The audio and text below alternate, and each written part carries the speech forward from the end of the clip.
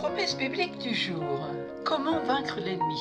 Quand on y pense, l'aigle ne combat pas le serpent sur son terrain, c'est-à-dire dans la poussière. Cet oiseau fabuleux a la capacité de changer les règles du combat. Il saisit sa proie et l'emmène très haut dans les airs. À ce stade, le serpent dans les lieux élevés n'a plus d'endurance, ni puissance, ni équilibre. Dans les airs, le serpent devient vulnérable, faible et sans puissance, contrairement à sa position dans la poussière où le serpent est puissant et mortel. Cette illustration nous rappelle qu'il nous faut mener notre combat dans le domaine spirituel où Dieu combat pour nous. Ne combattez pas l'ennemi dans sa zone de confort ou dans l'environnement de sa force, ce qui peut aussi représenter le domaine terrestre, charnel et humain où nous combattons les uns contre les autres. Comme l'aigle, élevez-vous le plus haut possible dans le domaine de Dieu par la prière où Dieu garantit la victoire selon 2 Corinthiens chapitre 10 verset 4. Car les armes avec lesquelles nous combattons ne sont pas charnelles, mais elles sont puissantes par la vertu de Dieu pour renverser les forteresses. Nos armes de guerre ne sont pas simplement humaines, elles tiennent leur puissance de Dieu. Il les rend capables de détruire les bastions dans lesquels les hommes se barricadent contre lui. Nos difficultés sur terre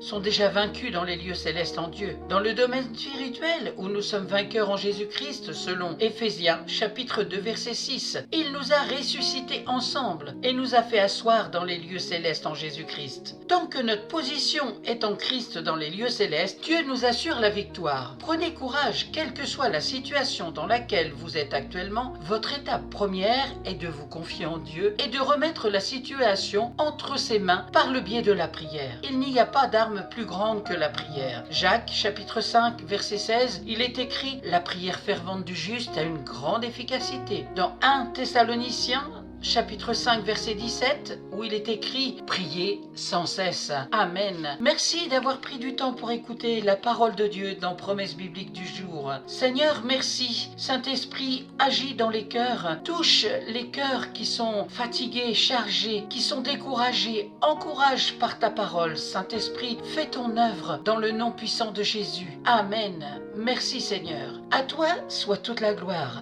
Amen. Je vous donne rendez-vous à très bientôt.